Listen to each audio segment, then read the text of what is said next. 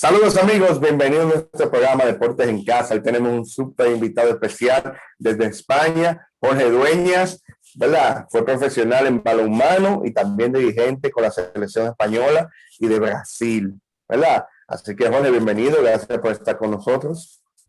Hola, muy buenas, ¿cómo estáis? Bien, gracias a Dios. ¿Y usted por allá, cómo lo trata el COVID?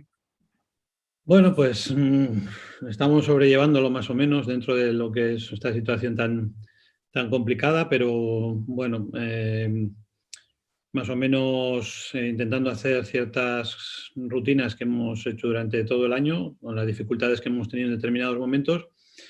Y bueno, y a nivel deportivo, pues con la gran dificultad que tiene el poder entrenar y el poder competir, ¿no? Ha sido un año que a nivel de selección no se ha podido competir y vamos a ver si a partir de ahora, que también pensando en que vienen los Juegos Olímpicos en el mes de julio, pues podemos prepararnos para llegar en buenas condiciones a los Juegos Olímpicos. Excelente. Bueno, antes de nada, ¿verdad? De hablar un poquito de esos temas de Juegos Olímpicos, me gustaría saber cómo fue la infancia de usted, cómo se ligó con el deporte de balonmano, o sea, por qué balonmano y no otros deportes, ya que en España son muy conocidos, por lo menos el fútbol, tenis, ¿verdad? Baloncesto. Entonces, ¿por qué seleccionó el balonmano? Y bueno, por ahí nos va contando su experiencia profesional, que sabemos que jugó profesionalmente también. Bueno, pues sí, como tú dices, España es un país tradicionalmente de fútbol, ¿no?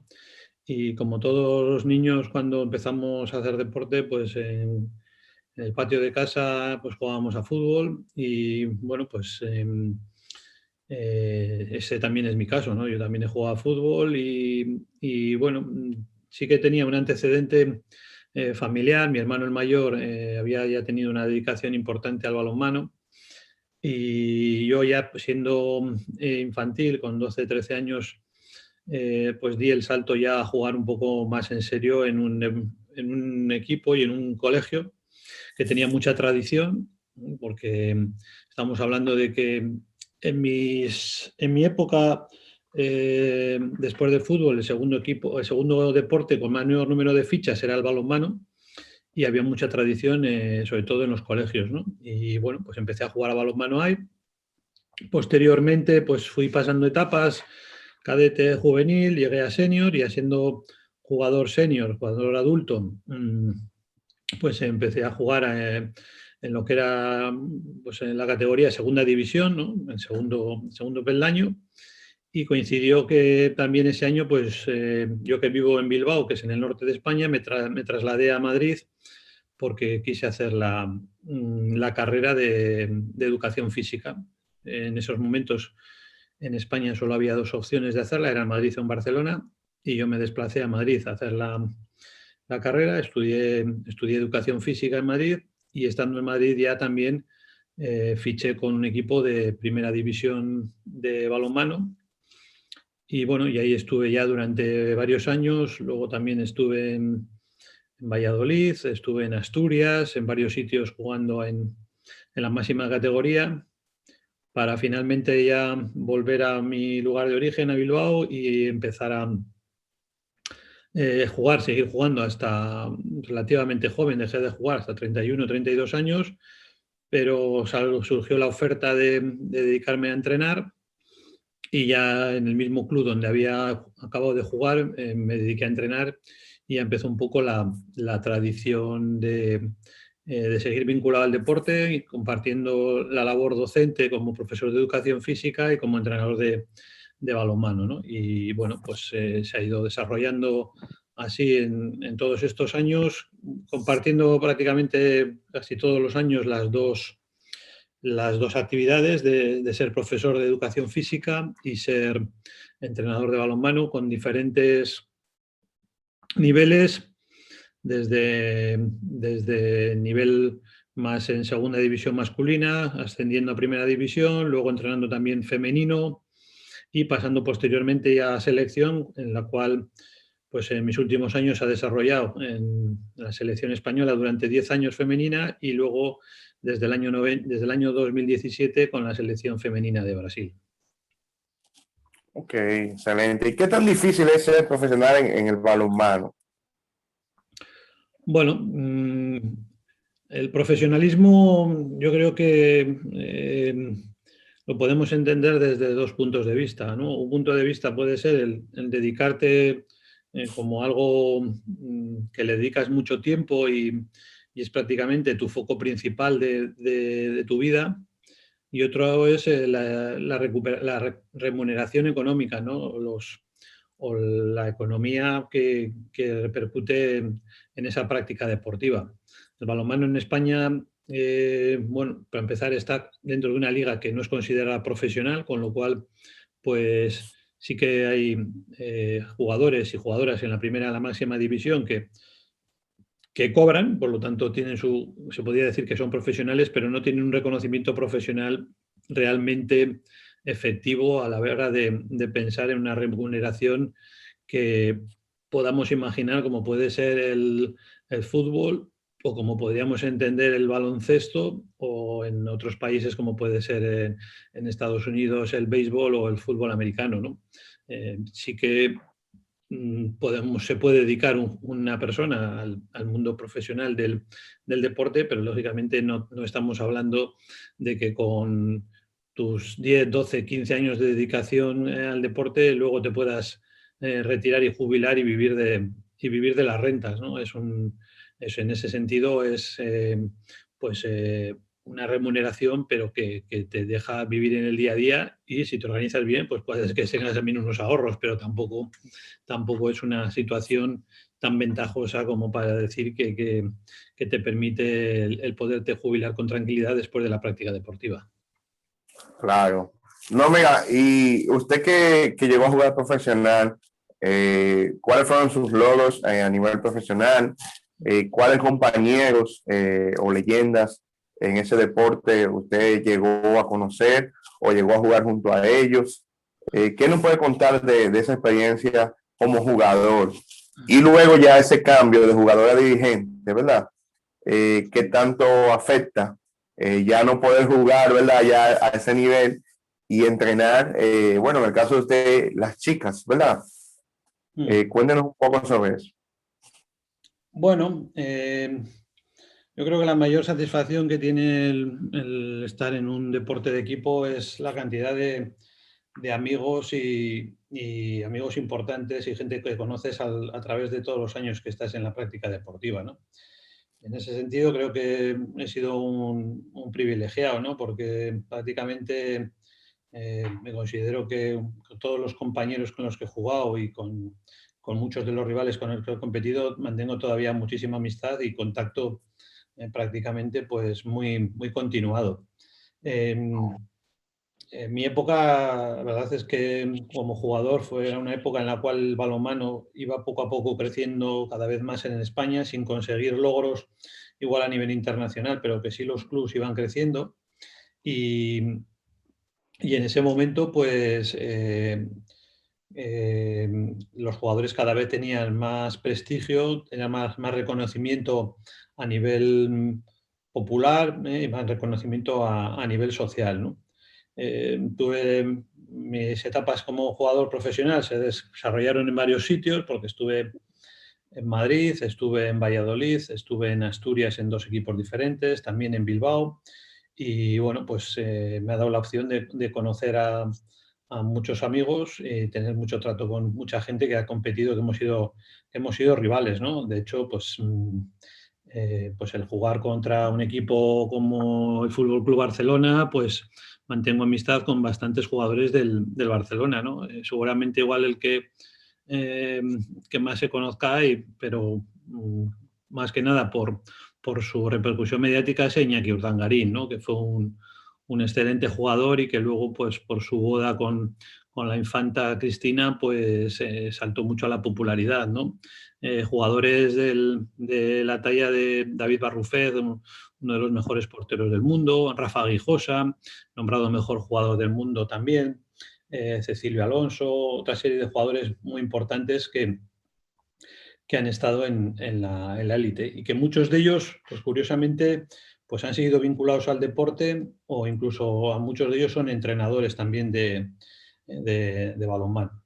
Entonces, bueno, creo que en ese sentido, el estar en un deporte de equipo ayuda mucho a entablar unas muy buenas relaciones sociales y a socializar, ¿no? Y bueno, con respecto al paso de entrenador, yo siempre digo que si puedes retrasar tu carrera deportiva y retardarla antes de pasar a entrenador, mucho mejor, porque yo creo que la satisfacción que se tiene como jugador no tiene nada que ver con la que puedes tener de entrenador. Entrenador, bueno, pues sigues vinculado al deporte, tienes sigues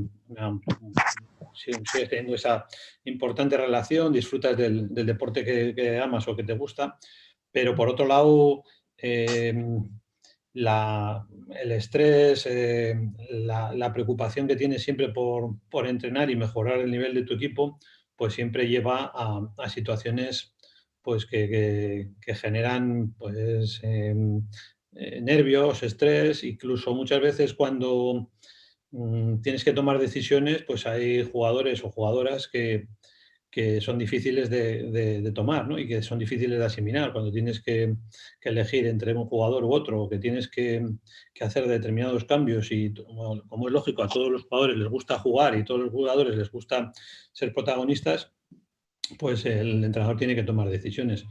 Pero bueno, creo que en ese sentido intento ser lo más justo posible, intento siempre razonar bastante mis decisiones y bueno, y lo lógico y lo normal como entrenador es intentar sacar el mejor resultado del grupo con el que esté trabajando. ¿Qué nos puede contar de esas experiencias, de esas medallas olímpicas que han tenido con las selecciones de las chicas? ¿Qué anécdota tienes que nos puedas brindar con las mujeres? Bueno, mi etapa en la selección femenina de España fue desde el año 2007 a 2017. Creo que en ese sentido he tenido la suerte de estar muchos años y encima con una muy buena generación de jugadoras. En España en esos momentos, pues en los años 2000, principios de los 2000 hasta el 2012 aproximadamente, tanto la liga masculina como femenina eran de las mejores ligas a nivel mundial y eso ayudó mucho a que el nivel de las jugadoras y jugadores españoles alcanzase un nivel muy alto. Bueno, cuando yo llego a la selección en el año 2007, llego de forma un poco precipitada, prácticamente a las puertas de un mundial en Francia, con poco tiempo de preparación, y el primer resultado que tenemos en ese mundial pues no es todo lo bueno que nos hubiese gustado, ¿no? Además era importante porque clasificaba para los Juegos Olímpicos de Pekín y nos quedamos fuera de esos Juegos Olímpicos, lo cual pues fue un primer choque, ¿no? Pero bueno, luego ya a partir de ese año que el resultado pues fue un poco traumático, creo que eso nos hizo ver otra perspectiva. Hicimos una importante renovación de jugadoras en la selección y creo que empezamos a trabajar con un grupo muy ambicioso y con muchas ganas de conseguir triunfos, ¿no? Porque así como a nivel de clubs, algunos de ellas sí que habían conseguido buenos resultados, a nivel de selección anteriormente no había habido unos resultados, pues digamos, brillantes, ¿no? Se estaba siempre peleando por estar entre las primeras, pero nunca se había llegado al podio. Y el siguiente año en el europeo, pues conseguimos de forma, yo creo que sorprendente, cuando nadie nos daba por favoritos, llegar a la final y perdimos la final con Noruega. Pero fue la primera medalla a nivel importante, a nivel de repercusión en el Campeonato de Europa del 2008 en Macedonia. Creo que eso hizo creer mucho más a las jugadoras, dio mucha más autoestima. Y en los siguientes años, pues los resultados fueron bastante buenos, ¿no? Y de hecho, en el año 2009 nos quedamos a las puertas de la medalla, quedando cuartos en el Mundial de China. En el año 2011 conseguimos el bronce en el Mundial de Brasil y en el año 2012 conseguimos la medalla de bronce en los Juegos Olímpicos de Londres, que fue, podemos decir que fue un ciclo muy bueno y un antes y un después del balonmano femenino, ¿no? No solo de la importancia que tuvieron las medallas, sino la importancia que también se consigue a nivel mediático, a nivel de repercusión y la visibilidad del balonmano femenino también a nivel nacional, ¿no? Porque no era, así como el masculino era más conocido, el femenino era un poco, pues bastante menos conocido. Y a partir de ahí yo creo que sobre todo la medalla de Londres nos dio mucha visibilidad y, y se mantuvo luego el nivel, consiguiendo otra medalla de plata en el Europeo de Hungría y posteriormente ya en los Juegos Olímpicos de Río, pues en un partido complicado y en un partido de estos que se da cara y cruz, perdimos en los cuartos de final con Francia en la prórroga y fue bastante decepcionante, ¿no? Porque de un partido que lo teníamos yo creo que bastante encauzado y en los últimos momentos se torció y al final salió mal, ¿no? Bueno, posteriormente pues hubo un cambio ya en la federación. Yo entendía también que era lógico que hubiese un cambio de ciclo. Llevaba ya 10 años y surgió la oportunidad de empezar a entrenar a Brasil. Y desde el año 2017 pues estoy con la selección de Brasil, con una selección que en el año 2013 había sido campeona del mundo, pero que después de los Juegos Olímpicos de Río pues había tenido ya algunas bajas de importantes jugadoras y jugadoras pues muy veteranas que había que ir renovando, ¿no? Y en eso estamos, en intentar un poco renovar esa selección, en llegar a los Juegos Olímpicos de Tokio en el mejor nivel posible, gracias también a que estamos ya clasificados por haber sido campeones de los Juegos Panamericanos en Lima recientemente. Entonces, bueno, pues creo que el trabajo ahora con Brasil pues está siendo bien encauzado. El problema es que con esta situación de pandemia, pues el año 2020 ha sido un año en el cual no hemos podido tener actividades y esperamos dentro de 15 días volver a tener actividad, volver a entrenar, volver a tener la sensación de equipo y poco a poco, pensando en que solo quedan 5 meses para los Juegos Olímpicos, llegar en las mejores condiciones posibles y soñando con estar por la lucha por las medallas, lógicamente. Claro, ¿y cómo maneja el lenguaje? Pues sabemos que en Brasil hablan en portugués y bueno, España en español, lógicamente. Entonces, ese cambio de cultura, ¿cómo se adaptó? Tuvo que ajustar, me imagino que hasta la comida. Cuéntanos un poco de ese cambio de cultura. Bueno, sí que hay cosas pues sí, diferentes, ¿no? Pasa que al final la mayoría de las jugadoras brasileñas están jugando en Europa, en clubes europeos, con lo cual pues eso facilita mucho pues el entendimiento del balonmano y del juego. También he tenido la suerte de que muchas de ellas han jugado en España, con lo cual dominan perfectamente el español. Bueno, yo poco a poco también he ido aprendiendo un poco de portugués y, bueno, no es un idioma tan diferente como podría ser otro idioma de origen balcánico o oriental, ¿no? Entonces, poco a poco, pues ya cada vez entiendo mejor, me suelto más a hablar supongo que cometiendo muchos errores, pero intentando dejarme entender. Y luego siempre con la ayuda de las jugadoras que lógicamente, pues al saber español perfectamente, porque han vivido muchos años en España, pues me pueden corregir y pueden dominar esas situaciones. A nivel cultural, está claro que hay cultura diferente, hay tradiciones diferentes, pero también Brasil en sí es una cultura muy diferente, porque Brasil es muy grande y es prácticamente un continente y no tiene nada que ver las tradiciones o los hábitos que se tienen en el norte a los que se tienen en el sur, con lo cual, pues, bueno, pues yo creo que lo más importante es una buena comunicación, dejarse entender y luego el lenguaje específico del balonmano, ¿no? Que todos seamos capaces de entendernos a la hora de entrenar, a la hora de dirección de partidos y a la hora de que todo quede un poco más o menos sincronizado, ¿no? Yo creo que portugués y español pues se pueden entremezclar y no hay grandes dificultades, entiendo para comunicarnos. Tampoco utilizamos un lenguaje demasiado extenso, sino que va muy concentrado muchas veces en el lenguaje relacionado con el balonmano. Claro. ¿Y qué diferencia ha encontrado de la selección española a la selección de Brasil? ¿Qué diferencia tiene entre los jugadores? No sé, ¿qué diferencia, la forma de jugar de ellos? Sí, en ¿qué usted nos eso, puede contar? en eso hay bastantes matices, ¿no? Creo que en general el juego, el deporte del balonmano en España, la forma de jugar, pues es una forma de jugar más técnica, más táctica. Las jugadoras igual, no hay jugadoras físicamente tan grandes, tan fuertes. No es que no sean fuertes ni grandes, pero comparados con otros países.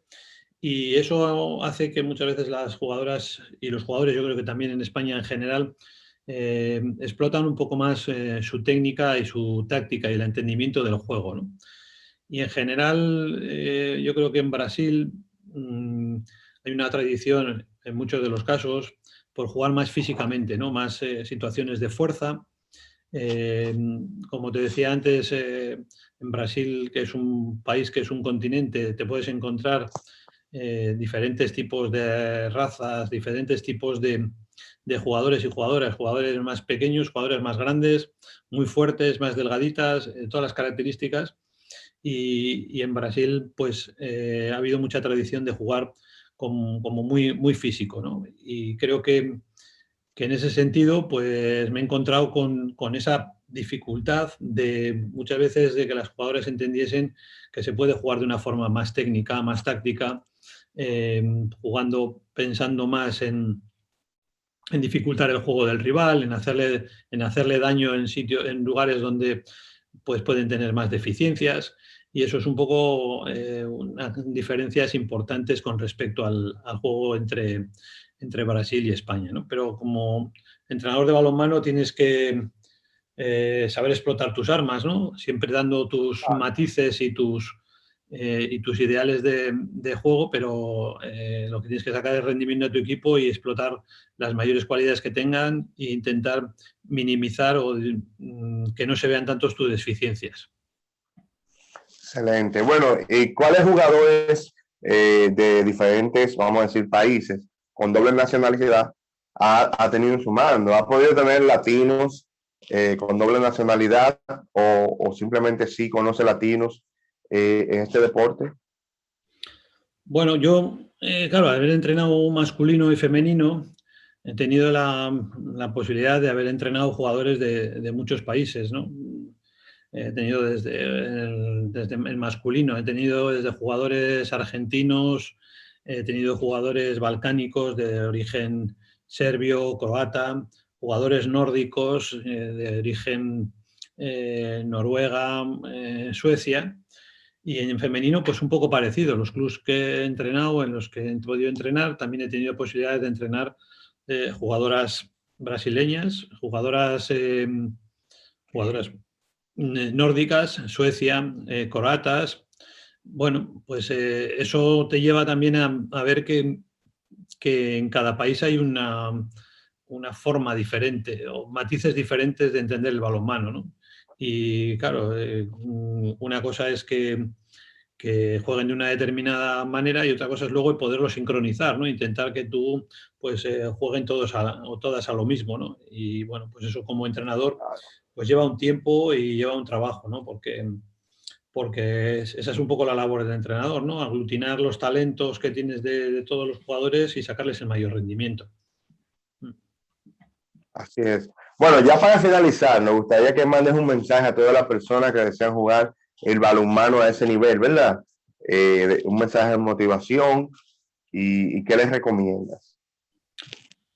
Bueno, yo creo que lo mejor que tiene, lo más importante del balonmano es practicarlo.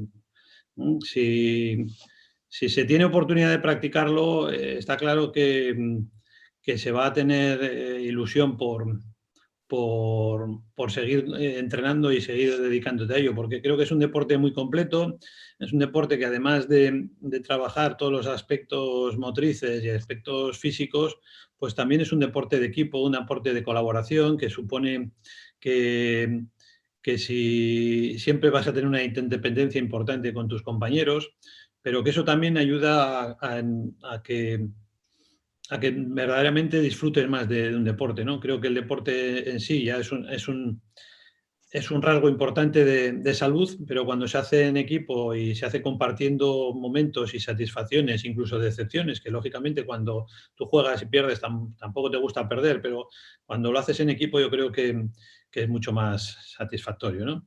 Creo que el balonmano en ese sentido ha sido siempre un deporte muy correcto y que sobre todo se tienen grandes amigos y se tienen unas grandes experiencias a nivel social. Así es. Bueno, Jorge, gracias por esta tremenda oportunidad y por su tiempo. Esperemos que se repita físicamente o virtual nuevamente. Gracias por estar aquí con nosotros. Las personas que están viendo esta entrevista, por favor suscribirse a nuestro canal de YouTube, el PADI TV, y seguirnos en todas las redes sociales. Jorge, gracias por esta tremenda oportunidad. Muy bien, Rafael. Que vaya todo bien. Igual.